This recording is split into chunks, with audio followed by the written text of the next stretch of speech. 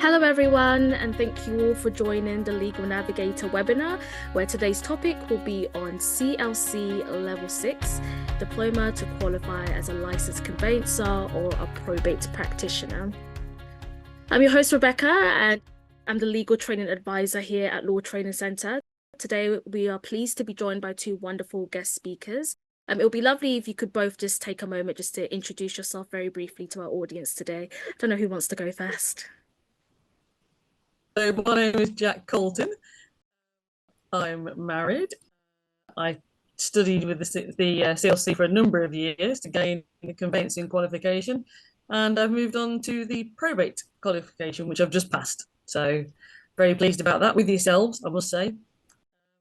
So yes, and I'm hopefully going to be working back in the wills and probate area shortly. Brilliant. Thank you, Jack. Hi, everybody. I'm Nashita Luchman. I'm the Licensing Manager here at the CLC. And I'll give you a bit more of an introduction about what we do at the CLC later into the presentation. Thank you, Nashita. So just to give you an overview of what we will be covering today. So, of course, I'll be giving you just a background on the Level 6 Diploma for Conveyancing and Probate. Then I'll pass you on to our guest speakers who will delve more into their backgrounds and their journeys. So for those who are new here and not familiar with Law Training Centre, we are a leading accredited specialist provider for legal qualifications based in the United Kingdom. However, all our courses are delivered online, making them accessible worldwide. Essentially, we have a passion in providing alternative pathways into the legal profession, and therefore all our courses are designed to be flexible and self-paced and guided by expert tutors and practitioners within the field.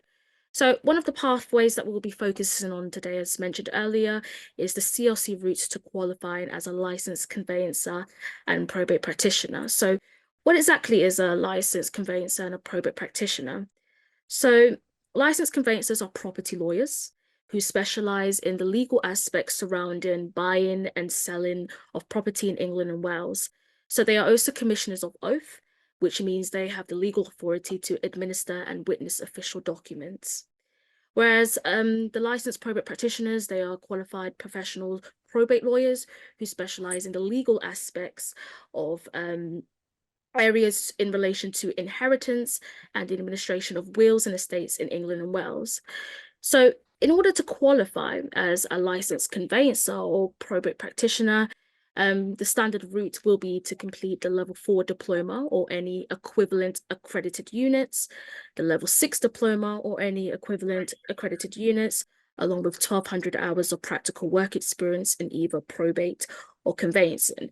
So when I say accredited units equivalents, if, for example, you're on the call today and you've studied like an LLB degree or a GDL, or let's say a CILEX Level 6 diploma or the LPC, if you've successfully passed those units, you could potentially be eligible for exemptions, meaning that you would not have to do each and every unit within the diploma. You can streamline your pathway. So what exactly are the units of studies and the assessments that are involved?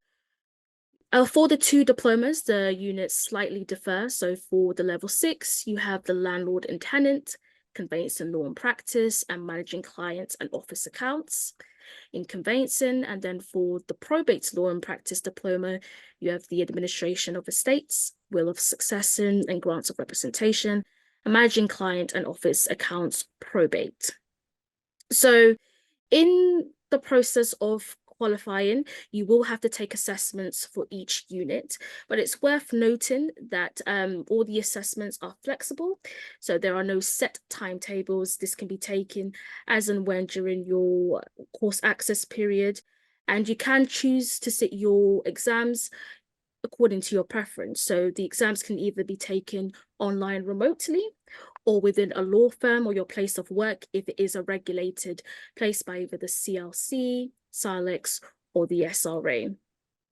So if you are somebody here today who is similar to like Jack's background, who wants to also practice in probate and be a dual qualified lawyer, if you were to take the standard route of qualifying as a licensed conveyancer, you would then be exempt for the most part of the CLC Level 4 And then you would just need to do 2 additional units in probate, which would be the administration of estates and the law of wills and succession and grants of representation.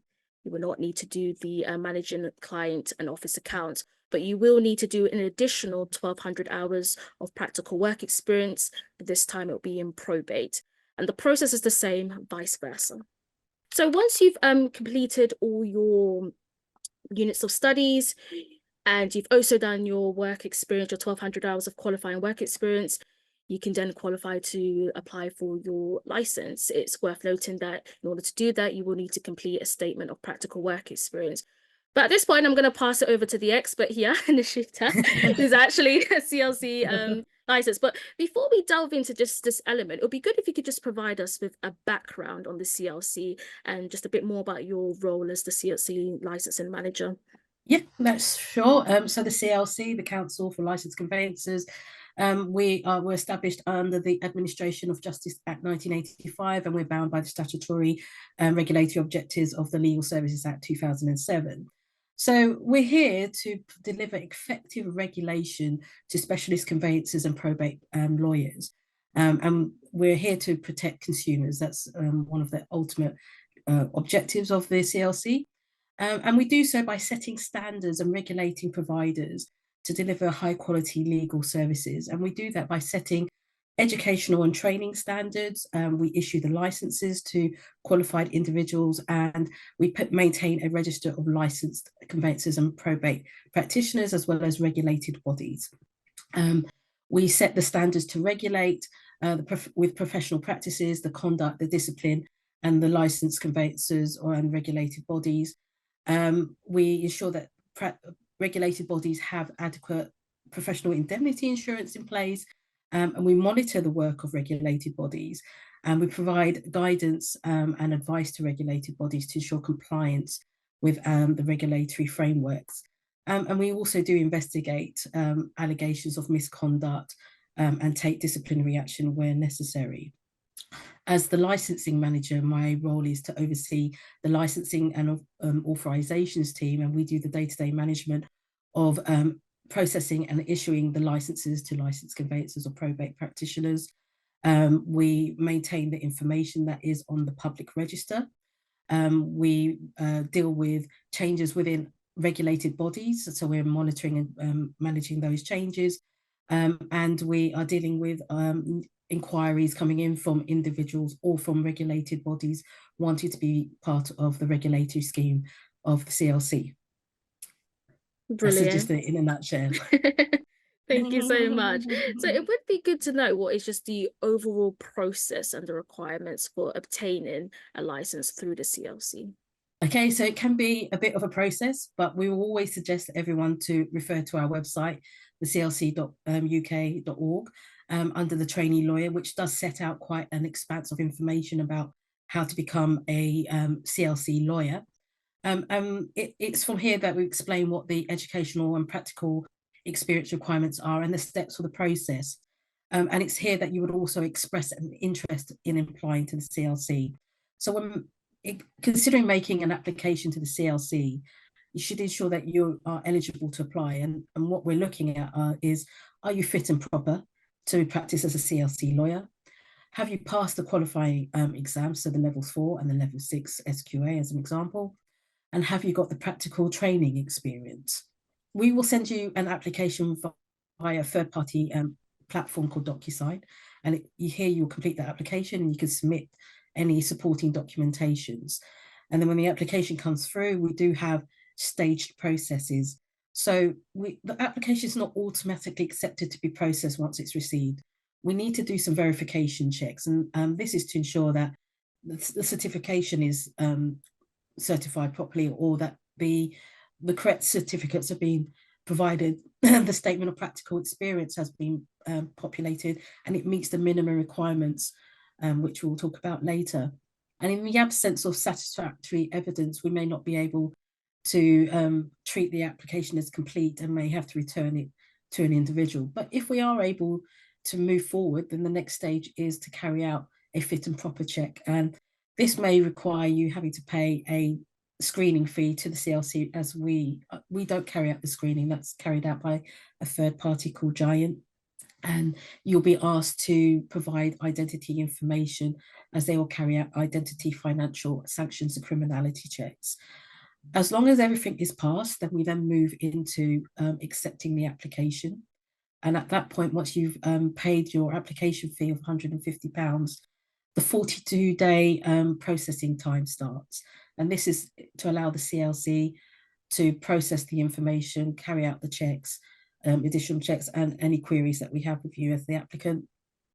And if you're not contacted by the CLC in that period, then you should expect that the application is moving along satisfactorily.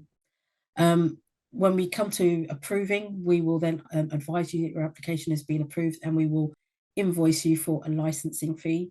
And this is prorated to the month that the application is approved to 30th of October, because on the 1st of November, all CLC lawyers are invoiced for their renewed license. On payment of the license fee, you are issued with your license, and you are able to start practicing under a qualifying employer. So there are aspects of an application that may not be successful, but we do talk with individuals to work out what is the issues, and can we move it forward. So that is an overview of the CLC processes. Great. I know an important part of like the process and qualifying is completing the work experience. Yeah. Arguably, we do get a lot of people querying, what exactly can I do for my work experience? I understand it can be very flexible, the scope is broad, but I just wondered if you could just talk more to that and just give details on the practical work experience that's required, and also the process of completing the statement of practical work experience. So the practical experience has to go hand in hand with the application, because it allows us to understand whether or not at the day we issue you with a license that you have the competency to be able to carry out the legal standards and technical processes, and that you are able to act in a professional, principled manner in compliance with the CLC's code of conduct. So it is important that this is completed, and it is important that you ensure that you complete it at the time of making the applications to the CLC. So if you are studying as a conveyancer, ensure you have the practical experience with a conveyancing body, or vice versa with a probate practitioner if you're applying as a probate. The minimums that we need to see is that you have carried out 1,200 hours of supervised work, either full-time or part-time, over a period of 24 months in the past 36 months. We expect that you have carried out that being supervised, by a qualifying employer that is regulated by a statutory regulator in England and Wales. So we talked about the CLC, the SILEX and SRA, and that they are licensed to carry out the work of conveyancing and probate, and that they have a registered main office in England and Wales. We do also accept practical experience through the apprenticeship schemes, and that would need to be signed off by a legal education training supervisor at the end of point of the assessment. And it also needs to be signed by an authorised person. So we're looking to ensure that the person that has been supervising you is an authorised person that is either a licensed conveyancer, a licensed probate practitioner, a solicitor, or a SILEX lawyer that has conveyancing probate practitioner rights as well as the fellowship rights. And they should hold a current and valid license free from conditions, that they provide the legal supervision in accordance with what you're qualifying for, and that they are employed at a qualifying employer.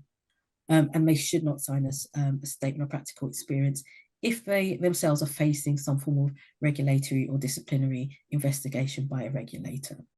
So that would be just an overview of what we would expect as a minimum on the statement of practical experience. Great. So when it comes to completing it, would it be the same process for those who have worked with multiple different firms or employers? Yes. So we would, if you're working at multiple employers at the time you're studying, we would ask, maybe, can you get a statement of practical experience completed by each of those employers? Does the combined experience meet the 1,200 hours minimum over a 24-month period? and can it be signed off by an authorised person at each of these employments? Because we will take that all into consideration. You may want to factor in that not all of the employers carry out all of this topics of subject on the practical experience, in which case we should be provided with a explanation as to why you weren't able to provide again that experience at that employer. And it could be that that employer just doesn't offer that service of work. So as long as we have a clear, and it might be that it was covered in one of the other employments that you have as well. Great, brilliant, thanks. So are there any specific deadlines when it comes to completing and submitting the statement of practical work experience along with the CLC license? I would again remind everyone that the experience needs to be within the past 36 months of you making the application. So I would suggest that you try not to allow your experience documents to age out when you're making the application, and ensuring that they do meet that minimum requirement of the 1,200 hours in a 24-month period in the past 36 months. Great. So is that the same as if a learner was to complete a level 6 diploma, because we do get this all the time, and then wondering, can I now take a break and relax, or is there like a deadline that I have to complete everything once I've done my level 6 diploma? So does it essentially expire before you have to redo the units again? There may be a case that you would have to consider and probably talk to a training provider to say, well, does your certification remain valid? And we normally apply a 6-year rule that once you've completed your units, that you obtain your first license. And if you haven't, speak to a training provider to ensure that your units still remain valid, and that you may need to take some additional legal or technical training if you haven't held a license in that 6-year period. Brilliant, thank you. So for those who've joined us today and they're considering taking the CLC qualification overseas, but of course intending to relocate to the UK, are there any considerations that they should keep in mind during the application process and when compiling their statement of practical work experience? Yeah, I mean, the training provider can agree to allow someone to study for the diploma whilst living abroad, but you know, if you pass your exam and you want to apply to the CLC, you need to have that practical experience, and you can still gain that practical experience whilst living abroad. And there are some factors that you would need to consider, is whether you're working for an employer that is regulated in England and Wales, and whether they have a primary trading address in England and Wales, where they may have branches abroad. And that that whole business is indemnified under a professional indemnity insurance approved by a regulator in England and Wales. We would also expect to see a letter from the employer to verify the supervision arrangements. And we would, as part of the application process, if you have lived abroad, as part of our fit and proper checks, we would carry out the checks for you living abroad, and that might incur additional costs on the screening fees, because it's outside the standard scope of screening. We have to do additional checks as well. So there may be an additional cost to you as an individual. So maybe by the time a license is ready to issue, we would again need to ensure that you are working for an employer that is in England and Wales, has the appropriate indemnity insurance, and the primary trading address is in England and Wales as well, and regulated by a regulator in England and Wales. Brilliant. And if you could just give an overview of what the process will be like for those who are looking to dual qualify. Okay, so if you've, for example, you're a conveyancer and you're looking to qualify in probate, you don't need to carry out the level 4 diplomas in probate, but you will be required to carry out the 2 units at level 6 that you would need to achieve. You may not be required to carry out the managing accounts, as we would expect that should have been completed when you carried out your first qualifications, for example, in the conveyancing. But you will be required to provide a statement of practical experience for the new certain legal services that you're qualifying for.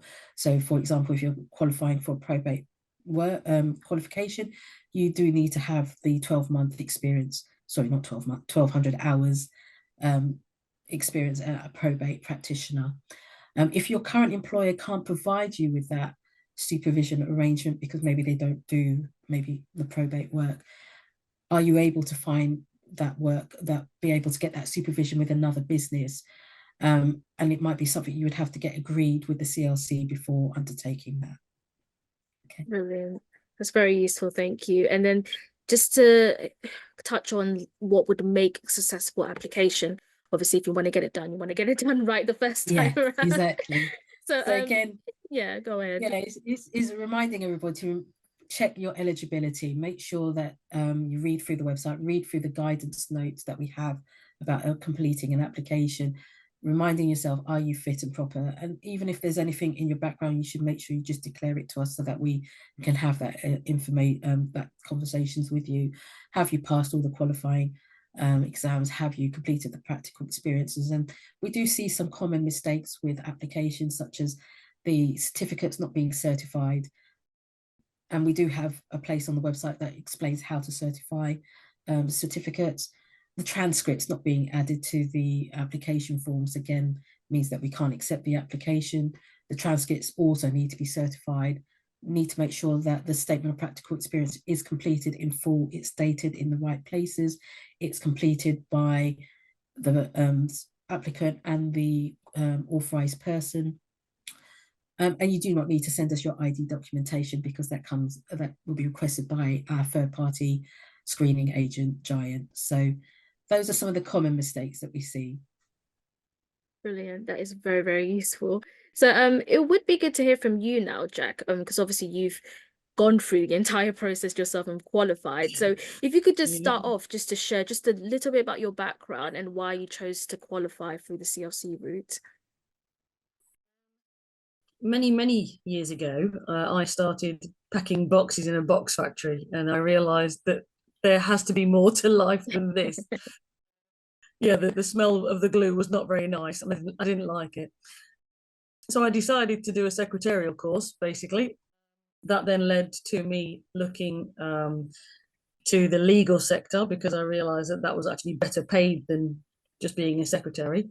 So I decided to do the conveyancing route because I fell into conveyancing, found that I loved it, and then wanted to, after several years, wanted to know more about it. So I decided to go down. Well, it wasn't the CLC.